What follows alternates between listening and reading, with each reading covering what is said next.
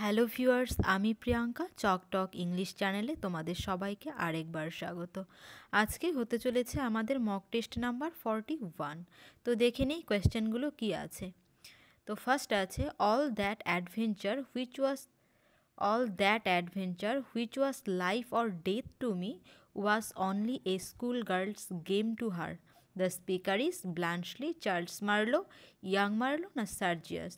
তো এটা কিন্তু স্পিকার হচ্ছে ব্ল্যাঞ্চলি কিন্তু এটা রায়নার ব্যাপারে বলেছিল যে যেটা আমাদের কাছে লাইফ আর ডেথ মনে হয় সেটা এই মানে স্কুল গার্লের কাছে একটা খেলা মনে হয়, স্কুল গার্লস গেম মনে হয় তার কাছে। তার বলতে এখানে রায়নার কথা বোঝানো হয়েছে। যখন সে বুঝতে পারে না যে রায়নাকে ব্লান্সলি তখন 17 ইয়ার্স ওল্ড ভাবে, কিন্তু অ্যাকচুয়ালি সে কিন্তু ছিল 23 years old.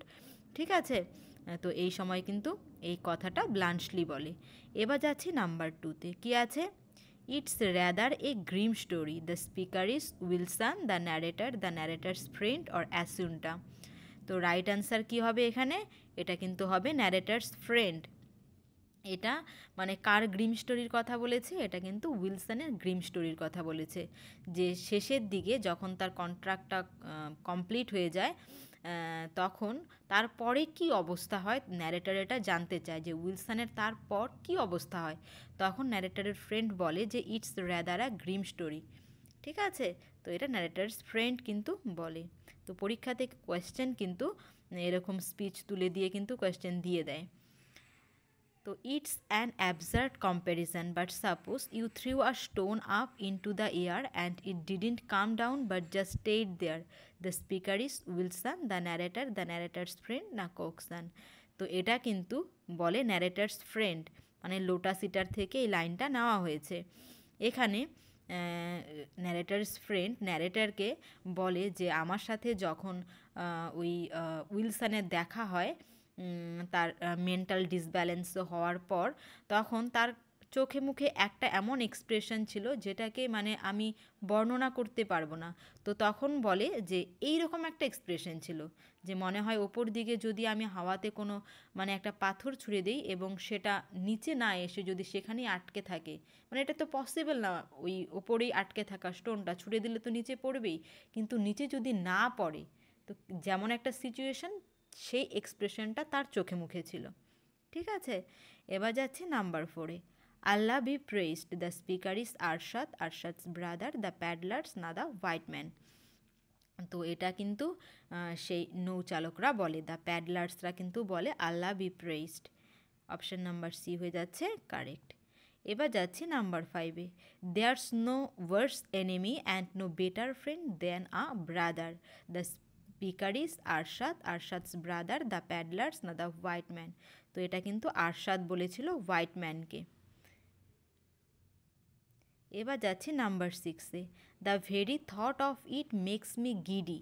The speaker is Charles Marlow, young Marlow, Sergius না ব্লান্সলি। তো এখানে স্পিকার কিন্তু ব্লান্সলি, অপশন নাম্বার ডি হয়ে যাচ্ছে কারেক্ট। মানে কখন এটা বলেছিল ব্লান্সলি? যখন রায়না তাকে বলে তুমি তো এই পাইপ বেয়ে উঠে এসেছো আমার রুমে, এবার এই পাইপ বেয়েই তুমি আবার নিচে নেমে যাও। তখন সে বলে যে এই ব্যাপারটা ভাবতেই, মানে তখন তো চলে এসেছি, পেছনে যেহেতু আমাকে তাড়া করছিল, কিন্তু এখন এই কথাটা ভাবতেই আমার যেন কেমন লাগছে।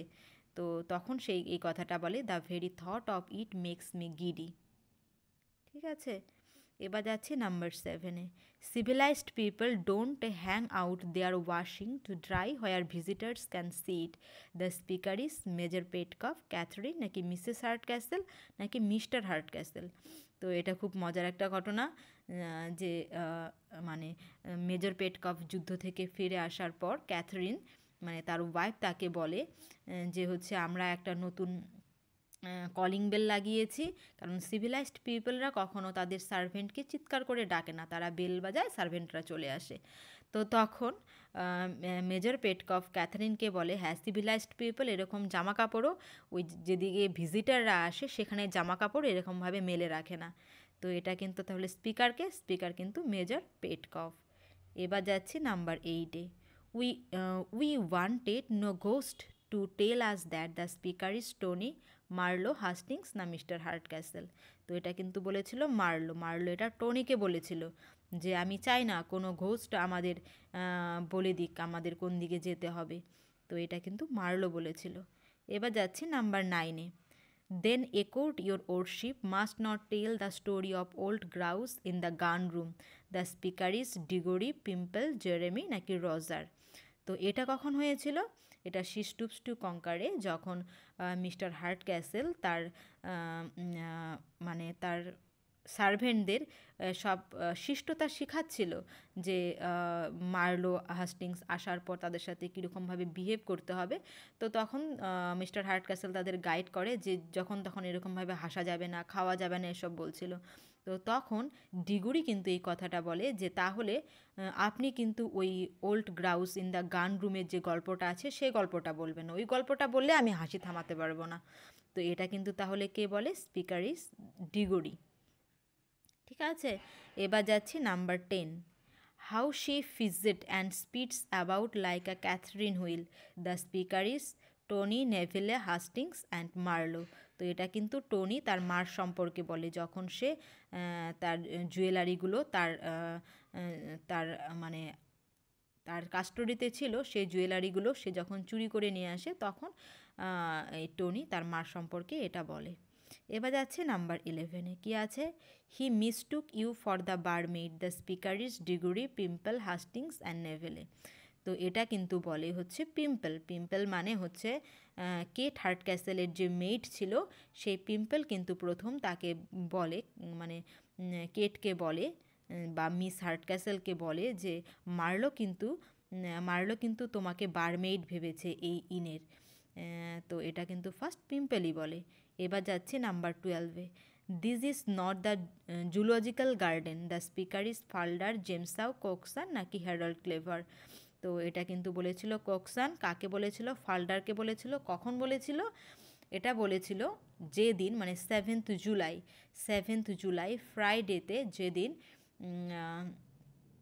যেদিন ওই ফাল্ডার চেকটাকে যে অল্টার করে, ওই দিন তার সিচুয়েশনটা কেমন ছিল সেটা বলতে গিয়ে তখন এই কথাটা কক্সান বলে যে সেদিন কিন্তু তাকে মানে এরকম দেখা যাচ্ছিল খুব একটা মানে ফাল্ডারের মধ্যে একটা অন্যরকম এক্সাইটমেন্ট ছিল, মানে তার মধ্যে সে সিঁড়ি দিয়ে বারবার যাচ্ছিল, উঠছিল ওপর দিকে, নামছিল, আর এই কথাটা তখন কিন্তু এই কক্সান ফাল্ডারকে বলেছিল। এবার যাচ্ছি নাম্বার 13-এ। The quality of mercy is not strained. The speaker is Falder, Cokeson, Walter How নাকি জেমস হাউ। তো এই কথাটা কিন্তু ওয়াল্টার হাউ বলেছিল কাকে? কোকসানকে কিন্তু এই কথাটা ওয়াল্টার হাউ বলেছিল। যখন জেমস হাউ ভাবছিল যে ফাল্ডারকে মানে পুলিশের হাতে দিয়ে দেবে, তখন কোকসানকে ওয়াল্টার হাউ বলছিল যে আমরা কিন্তু ব্যাপারটাকে মানে তার বাবাকে মানে জেমস হাউকে কিন্তু আমরা কনভিন্স করতে পারি। তখন সে বলেছিল যে the quality of mercy is not strained. আর এটা কিন্তু মার্চেন্ট অফ শেক্সপিয়ারের মার্চেন্ট অফ ভেনিস থেকে নেওয়া একটা লাইন, এটা ওয়াল্টার হাউ বলেছিল। ঠিক আছে, এবার যাচ্ছি নাম্বার 14-এ। One of the boys is won a scholarship, she come over to tell us. The speaker is Mrs Thurlow's sister in law, Mrs Thurlow's brother, the policeman নাকি both A and B. তো এই কথাটা কিন্তু বলেছিল Mrs Thurlow's brother, যখন Mrs Thurlow তার ভাইয়ের বাড়িতে যায় তার দুই ছেলেকে তার বাড়িতে রাখতে, এবং সমস্ত মানে মিস্টার থার্লোর সমস্ত কিছু বর্ণনা করে, তখন তার মা সেখানে ছিল কিন্তু সে একটু কানে কম শুনতে পায়। তো বলে যে কে এসেছে আর কি বলছে। তখন সে বলে যে লিল এসেছে, মিসেস থার্লোর নাম লিল, যে লিল এসেছে, তার একজন ছেলে স্কলারশিপ পেয়েছে, সেই কথাটা বলতে আমাদের বাড়িতে এসেছে। ঠিক আছে, এবার যাচ্ছি last number. Take your hat off and let's have a sight at the looks of it. The speaker is detective sergeant madam সফরনি, জিম নাকি কক্সান? তো এই কথাটা কে বলেছিল? এটা কিন্তু বলেছিল ম্যাডাম সফরনি।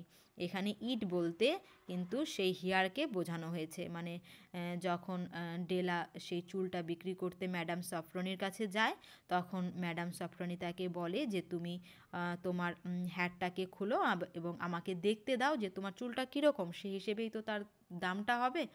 তো তখন কিন্তু ম্যাডাম সফরনি এই কথাটা বলে। তো এই স্পিচগুলোও কিন্তু ভেরি ভেরি ইম্পর্টেন্ট। এর আগে যে লাস্ট যে এসএসসি এসএলএসটি হয়েছিল, সেখানে কিন্তু আমরা দেখতে পেয়েছি স্পিচ থেকে কোয়েশ্চেন এসেছে। তো কিছু কিছু ইম্পর্টেন্ট স্পিচ কিন্তু তোমাদের মনে রাখতেই হবে। তো thank you for watching, tata by.